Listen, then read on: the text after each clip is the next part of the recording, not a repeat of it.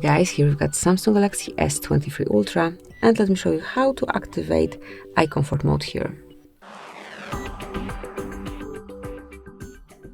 So at first, smoothly enroll the list of all apps and go to the settings.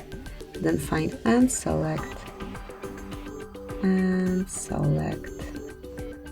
display right here, where you will notice eye comfort mode. Click here and you can either activate it right now by using the switcher, so just after you click the mode is active, and then you can either use the adaptive option or custom colors. So here we can manage it just like this, but also you can set some schedule if you wish. So just click on set schedule and you can pick sunset to sunrise. So once it is active, your eye comfort mode would be activated from sunset to sunrise according to the place where you are staying.